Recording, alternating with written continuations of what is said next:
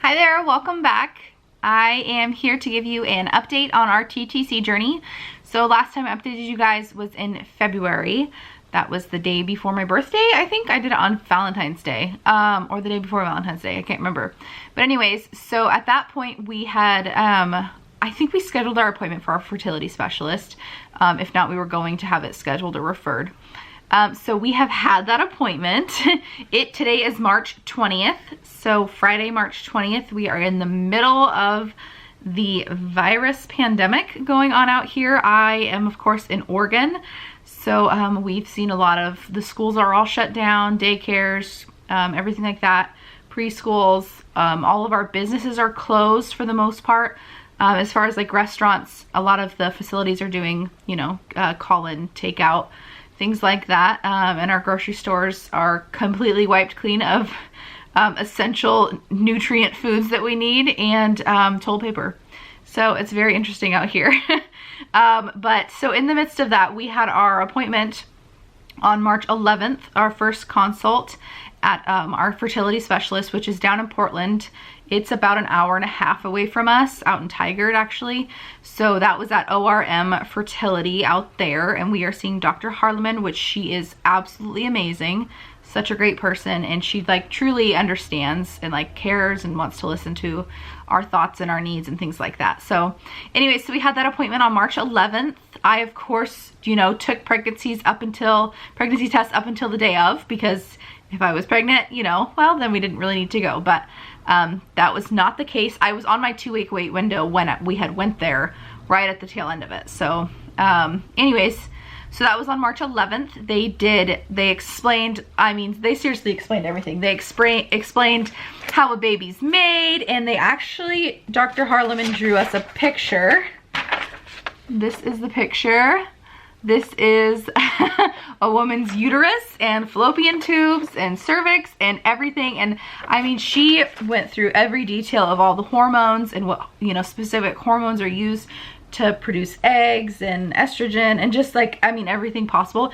It was so cool because, I've learned a lot of this along the way of this whole fertility stuff, but my husband had absolutely no idea, and we actually were able to take both of our moms, and they're familiar with some of it, but they didn't really have an idea either of actually how things get from certain places. But anyway, so they were able to draw us a picture and kind of explain. So I have been diagnosed with PCOS when I was about 18, when I first got put on birth control. Sorry, my hair is all up my face. I was diagnosed at that time. The OBGYN did a scan of my ovaries too, and she was like, oh, you have PCOS. You have a bunch of cysts on your ovaries. It's going to be so hard for you to get pregnant, blah, blah, blah, blah, blah. You have a heart-shaped uterus. So that's kind of what we have always rolled with, forever. And then my OBGYN never did like a follow-up scan for that, which is whatever, until January, when we finally were kind of at that 12-month mark of not getting pregnant. He did order an ultrasound for me, and that's where they saw that I had the bicornuate uterus and inflamed ovaries. So at that point he said, that's above what he does, so he sent us to the specialist. So she said, that's great and all, but there's a lot more that goes into diagnosing PCOS than just having these cysts on your ovaries. So they did my blood that first day there, which was surprising. I didn't think they would do, or at least I thought I would have to fast for it. And they were totally like, nope, any blood work that we do here, you pretty much don't need to fast for. So they did my blood work, and they said they were gonna check all that for the whole PCOS, category. There's a whole, this is my pull it out here. My pre-cycle checklist for diagnostic testing. So this is the first checklist that they kind of give us. You can kind of see it there. So these are all the blood things that they're testing for. And anyways, so there's a whole PCOS panel, and like they test the thyroid and everything. And we had explained to her that my doctor has always checked my thyroid, because we've always thought, possibly an issue, with my chronic migraines and everything like that. And it's always been on the normal range, even though we check it pretty much every other year or every year. And so she was able to open up my old records and actually say, well, yes, your thyroid looks normal, but there's another hormone in it, and I don't remember the name of it. But that level actually needs to be at a 2.5 or below for their fertility reasons. So, and mine was at my pre-testing was at an 8. So she was like, we definitely want to retest that. And then once we got it back, it was at a 4.5. So we got those tests back 2 days after the appointment. So she called in some levothyroxine for my thyroid. So she has me on thyroid medicine. And then also my vitamin D was extremely low, which my vitamin D has always been low. And when I was going through my neurologist, she had put me on vitamin D for quite a while. And it was a lot throughout the day, or to take throughout the day. And then we tested my levels again, going through that process, and it came back to normal. So she just took me off of it. So that's been a few years without it. So that was not surprising at all that my vitamin D was off. So she currently has me on 3 vitamin Ds a day. And then that one thyroid medication I take in the morning on an empty stomach. So with that being said, they said in order to start anything, I'm sorry, at the consultation, she said, if all these things go as the way that she thinks they're gonna go, all these tests, we're gonna do an HCG scan, they'll do a scan of my follicles when I'm on my cycle, then it looks like we'll be going in the direction of IUI, which, you know, was great. And she said, but there's still all these tests that we do before we actually get to IUI. So, so with the thyroid medication, I have to take that for 6 weeks, and then they'll retest my levels before they can do anything, because they really need that to be in the range. So that pushes me out till the end of April. And then, so about a week after my appointment, which was, I mean, just today's Friday, so this would have been Wednesday, so just a couple days ago, I was supposed to go in for my cycle day 2 of, like, when you're having flow, go in for a follicle scan. So I called Tuesday and tried to make the appointment, and I was still spotting at that point. So then I had to call back Wednesday when I was actually flowing and make the appointment for Thursday. So that would have been yesterday morning at 8 a.m.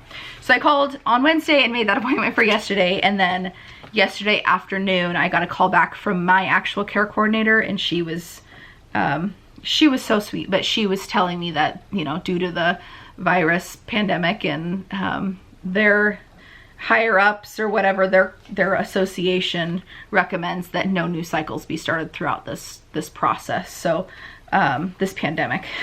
So they actually canceled my follicle scan for yesterday. So they said, you know, please call us back in April, the next time you have your cycle, and we'll see if at that point we're okay to start this new stuff. So all in all, I would have had to wait till April anyways to actually get fertility treatment going. So this is just pushing it back probably about a month, hoping that we can still do it next month.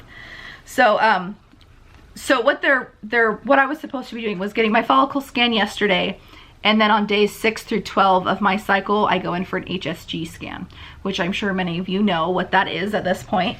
So that's where they just shoot dye up into your uterus, and then it kind of spills out into your ovaries, and you can make sure that those are working correctly. So that will be part of my procedure that's done next after my follicle scan. And we'll retest my thyroid and my vitamin D and see how those levels are. And then after that, and they'll be putting me on a higher dose of letrozole. Sorry, I forgot what it was called for a second. Letrozole. So we'll try that through that cycle of the testing, and then probably IUI after that if it doesn't work. So it's a lot of information to process. It was a very exciting but overwhelming appointment. The first one was just because, you know, they're using so many different terms you don't know and things like that. And then it's a whole different ball game. I mean, a whole different ball game. But she was, I mean, our doctor is amazing. Dr. Harleman, like I said, she just really took the time to explain things and make sure we understood them, and asked, do you have any questions, multiple times along the way. And then even like turned to our moms and said, you know, do you guys have any questions? And really made sure that my husband kind of understood what was going on, and he wasn't just, you know, spacing out on it. So he does have super sperm. We learned that his sperm are just fine. And so I guess that's a good thing. Hopefully they continue to be that great. But so that's kind of our plan going forward. So this little virus has put lots of things on hold, and, you know, I'm I was very sad about it, you know, yesterday when I got the phone call, but at the same time, I want nothing more than for people to be healthy and safe, and I wouldn't want to put my doctor in that kind of situation that she couldn't give the care that she needs to other women that are wanting and doing the same thing that I'm going to be doing. So it is what it is, and we just have to play it by ear. You know, we've already waited 14 months for our baby. You know, what's a little bit longer? It's gonna be okay. And it's so relieving knowing like we have a plan. You know, there's steps to take, and she just kept saying, we're gonna get you that baby, you know, you're gonna have a baby. She was just, oh, it was amazing. So I believe it. We're gonna have a baby, we're gonna get to our end goal, and it's gonna happen for us. It's just gonna take a little bit longer. But so that's the plan. So my sister-in-law is due April 26th. So that's, I mean, almost just over a month away. And again, they're in the military, and my brother is deploying soon, so he will miss the birth of the baby. So my mom's and my plan has been to go out through the whole month of April to their house, to where they're stationed, and to be with her while the baby's born, and my mom can take care of the other kids, and I can be there with my sister. And so of course the whole base is on lockdown, and it's just craziness where they're located. And so we're actually decided that we're gonna go next weekend and just go get them and bring them home here. Their whole plan has been to move back for the summer once the kids are out of school. So the kids are out due to the virus, so we're just gonna come bring them back here. She's gonna have the baby at hospitals that she knows here and have just all the help that she needs out here. So I'm super excited for that, and just to meet my little baby. It's so exciting. So that's pretty much my update. There's not a whole lot going on. We are on full quarantine here. We just been working from home. You know, people have been asking, you know, how's the real estate market through this whole thing? And my business hasn't been affected. I've had 2 people cancel showings, but I mean, it's not that bad. I still have listings that are going strong, and, you know, other buyers that have offers in and things like that. So my business isn't too affected. Obviously, we'll see which way it goes with people not being able to pay their mortgages and things like that, and then mortgage lenders and things. It's just, we're gonna have to wait and see. I don't know what's gonna happen, but I'm able to do everything from home at this point.